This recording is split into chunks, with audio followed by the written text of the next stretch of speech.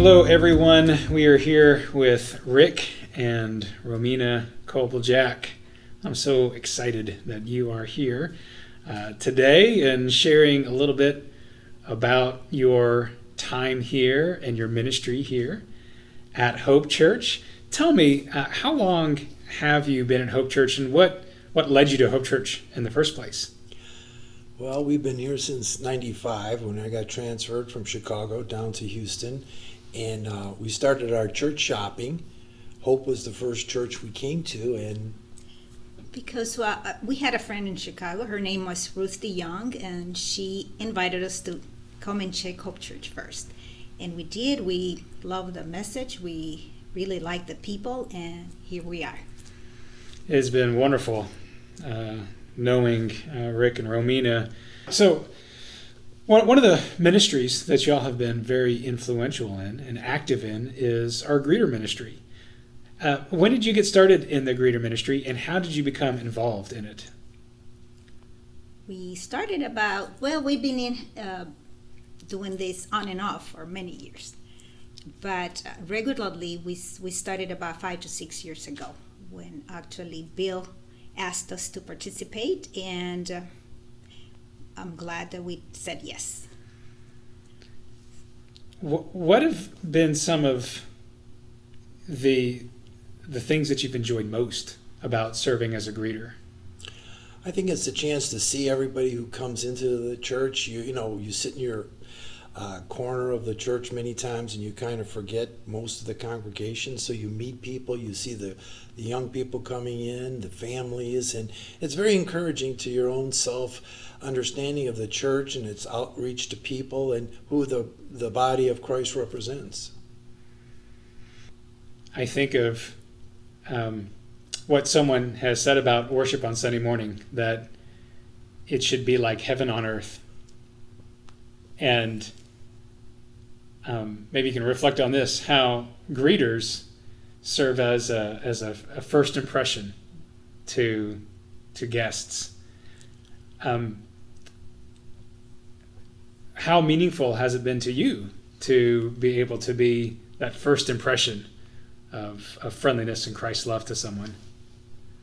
Well, I think it's initially you're sort of held back and a little afraid, but after you get used to it for a while, then it's almost something that will challenge you and that you enjoy. So it's kind of a stretch in the beginning, but you start enjoying it because there's people there, like you say, it's a semblance of heaven. There's people there that you recognize and you'll talk to, sometimes a little long, and you let other people go by, but that just reignites that feeling of heaven and community and first impression that you have. As they step in the church, you are the first impression. You are the first contact, and you either help them feel welcome and accepted or not. So it is a very impacting position. You mentioned community, heaven and community, and two things that the greeter ministry can offer to someone coming in to worship. How has community been important to you at Hope Church? Well, naturally, coming from Chicago, all my relatives and family ties were back there. And of course, Romina, coming from Honduras, she left all that to come here, and so we had to kind of reestablish that. And that's very tricky many times, even at work, because of the commutes and things. If it's not at school. So the next best community to always search out is your local church, and to find a body of believers that mimic your values and can still challenge your cultural ideas about the body of Christ and history and all that. It's a wonderful experience. When you find that it clicks, it really works good since when? 95. So basically, it's a new family for you. And the greeters are very important as well. I know as a personal experience that I was greeted right there. I remember the first time that somebody actually took the time to say, hello, what is your name? Welcome to church. And that made a big difference, and it felt good. So. What's the importance of the greeter ministry at Hope Church? Very important. It actually is very impacting because as a person walks in, they want to feel welcome. They want to feel they belong. And you as a greeter have the opportunity to demonstrate that and make them feel comfortable as they walk in. Correct. Did the greeters at Hope Church help you feel like that you belonged? I know they did in my experience. How about you, Rick? Yes, I kind of walk past them because we have the kids and everything to kind of, hurdle in through the doors and everything. But I think I was pleasantly surprised by, of course, Texans, they have that open-hearted type, open-arm type reputation. So we felt that here and sat through the service. So it's all that part of that journey, that comfortable, loving, acceptable journey you get that mostly is really unappreciated by the church ministries. You've got the pastorship and you've got other things going on, choir, youth.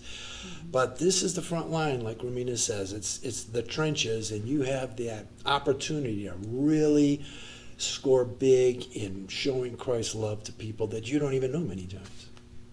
I like to think that God gives us gifts to use in ministry.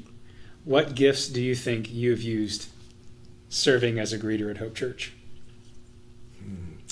Let's see, the gift of gab. Hopefully the gift of that love and acceptance. Trying to show to each person, hey, reach out to them somehow with a wise crack or just a joke or some note of who they are and how they could better fit here in this community. I feel like I have the gift of people. I just love being with people, around people, and very comfortable. And also you have to think, how would I like to be treated someplace else as I walk into church? So I think I do the same thing when they walk in here. Greet them and welcome them, and I definitely feel very comfortable with doing that. One thing that both of you do quite naturally is help people feel comfortable and at ease. Just sitting here and talking with you it's enjoyable. You feel very relaxed. And I think of someone coming to church maybe for the first time and how there's a little hesitation, some reservation maybe, and not knowing what to expect. And I think of the gift that greeters provide in helping people have that great, welcoming first impression that just makes them feel at home and comfortable. Because there's a lot of really great churches out there with a lot of big and extensive greeter ministries. Many times you go there, but you kind of feel like, they're the salesman out there kind of out after you. So it's a tough fine line, and I don't know if we're any better than anyone else, but that delicate balance when just accepting that person, bringing them in somehow, and making them feel comfortable is really the way to do it. I don't know if you can practice that, but isn't that what Jesus did, I think genuineness is key. And if I were to think of what to do to be a successful greeter, be genuine would be at the top of the list. Smile. Yourself. Be yourself. What else comes to mind as important things to bring as a greeter? I think your caring and compassionate attitude towards people as well, because you're going to have a variety of people coming in, through your doors, and also to keep in mind that as they walk in, some people do want to be greeted, some people don't want to be greeted. We have now the mask, but I can tell you that you can smile and your smile will shine through your eyes and they can see that. So it's important that you're kind to others as they walk through your door. So who makes a great greeter? What traits, what gifts, what personality would help someone to be a effective greeter? In my upbringing, we were close to the relatives and lived in a 2-story house. Then we moved out, they stayed there. So you got away from the kids and you just got stuck around adults. So I kind of clammed up for many years. I would have never dreamed of doing this when I was young. But then I thought, had somebody kind of encouraged me and coached me, I could have maybe got to a better outgoing persona sooner than later. So it really helps a person to be part of the greeters. It's like learning how to cook. You're not going to starve, so you're always going to be comfortable. You'll always be prepared for evangelism. Just back pocket evangelism. And I see that you're looking for qualities that the people could relate to. Hey, I can do this, right? It's very simple. You're open, you welcome, you smile. It's you as long as you're comfortable with people. If you're comfortable with people and you don't mind smiling and you care about how they feel when they walk through the doors, then you can do the job. So you don't have to be a raging extrovert No, to be a greeter. No way. it's very simple. If you want to, go ahead and just open the door, smile, and welcome the person. Say, 1 or 2 kind words, and that's what it takes. Maybe a first sign of showing service to someone, opening the door, Right. Welcome. assisting them with their kids. Right. Handing them a bulletin. We'd kind of gotten away from some of that because of the COVID restrictions, but handing them a bulletin or, before on the other days, we might give them a little gift, a coffee cup or something, So those things, it's all outreaching to somebody. You kind of forget about, how your day was before you got to church and everything else, and you say, oh man, you start getting into this role, the role of servanthood, and you forget about yourselves and all your other issues that you have for a while, and then you think, wow, there is another side to life. So it's good therapy if you're, upset or depressed, because now you have to address somebody else's need. Yeah, I imagine a greeter shirt that says, "Hi, I'm in therapy." I'm just in therapy. Help me. I'm in training. In training, yeah. Romina, my first memory of you was you being a servant. The weekend my family came down before we were, before I preached the first time. Uh-huh. There was a children's event, Right. and my family came, and we had ice cream, Remember. and you went out of your way to serve my family I'm glad to at hear that event. See, it was not much of a work for me. You made a wonderful first Glad impression. to- It's good to know those things. It's good to know. Thank you for letting me know. So, for what if someone is on the fence? I think I might want to volunteer in the greeter ministry, but I don't know. I don't know if I'd be good at it. What would you say to that person? Simply, if you are able to open the door and can't shake hands now, but welcome, use some kind words to the person and smile and lead them in, I think you can do the work. You can do it. It's not too complicated, and believe me, it's a privilege. It's a way to serve not just God, but the members of your community. If anybody's ever thinking about it or tempted, come to me and I'd be glad to, give you a few seconds, minutes up there and help you out with that. It's easier than riding a bike, really. Excuse me. Because it's like putting one step forward. You're not going to get anywhere in life if you just hold back. But you have to take that step. You're following the path the Lord has for you as a servant. you just go forward, and it's gonna, you'll cross the line. But if you keep hesitating, one day you'll sit back and say, I had a lot of regrets, and I've held myself back because I didn't want to just take that step forward. I can tell you another story real quickly. When I was graduating from grammar school, I went to one school for 6 years, and at the end, just before graduation, they come up with a list of all the names and all what you did for that school. And as I sat there, I didn't do anything. I thought about maybe being an altar boy or a crossing guard assistant or choir or the band. And for one reason or another, I didn't do anything. And I sat there. I was the only kid that didn't have a reward or an award. And I thought, boy, is heaven going to be that way? We get in by salvation, but hey, I've got nothing to show for Christ or what I did. And it's not a moment that makes you comfortable. So I would always say to somebody, if you can't do anything else, think about greeting. Yes.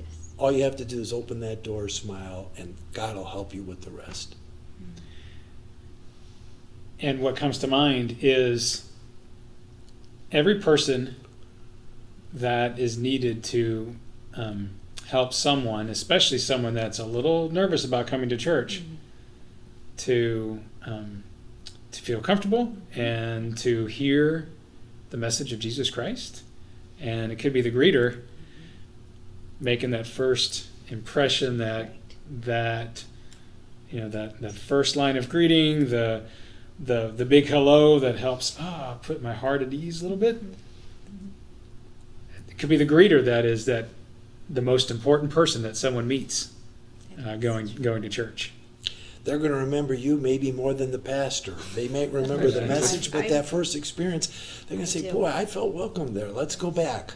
And, then they start getting comfortable, and then they start, memorizing. It is true, because I have heard comments from people who have said that to us greeters. I appreciated the way you welcomed us, or I felt like coming back because of what you said to me and the way you welcomed me. So that's important. It's a very important ministry. Well, Hope Church deeply appreciates the two of you. And all of the greeters. You're two of a very important team at Hope Church. And that team has had different leaders throughout the years. You mentioned Bill Shaver earlier as one of the organizers or leaders in that ministry, and Jenny Walker is providing that leadership now. And we really, really appreciate what greeters do in helping people have a very loving, warm first impression when they come to Hope Church. Yes, even now when we're here, occasionally now, I can look around and see Jenny there, and that's so assuring, to see that, okay, where's those bulletins, or what's really happening here? There's that contact person to go to, or say, well, I don't have that answer, but here's the lady who may be able to help you. So it's been very good to see her here in the background, helping and coordinating things. What has been one meaningful thing for you serving in the greeter ministry? In other words, what have you taken from it? You've given a lot. What have you received? That's a good question. I think I probably get more than I give. And I get to know the person one-on-one, because sometimes I ask a little extra question about the person to get to know the person even more. And it's like, wow, one big family. So I do feel privileged and blessed, and I probably get more than I actually give. Rick, what do you think? I think it's just being with, some of the people that I are friends with, and having a few extra minutes as they come in to talk with them, and get that hello, especially now with all the restrictions. You kind of lost touch with certain people, or to see somebody that comes back after being absent for a while. Wow, yes, that's our body of Christ. That's Hope Church. cycles up and gives you that spirit de corps that you're part of something bigger than yourself. I mean, it's very motivating to carry on for the next week. I like that. I do too. I like that too. Sure. Well, thank you very much for your service as a greeter and just being part of the family here at Thank you for At Hope asking Church. us to come. And thank you for managing the helm here, Greg, because you've got this ship at a rough time in the seas, and you're sailing through it and helping us, and hopefully we're helping you, and it's all for the honor and glory of God. So, Yeah, it's when church members say this is it's Hope Church's ministry, but it's my ministry. And it's not just the pastor's ministry. Exactly. In fact, it's much, much, much more than the pastor's Yes, it ministry. is. It's your ministry here at Hope Church. We rise and fall based on all our collective efforts, and for in the memory of Christ. So we're here for a mission. You know, it's bigger than ourselves. Amen to that.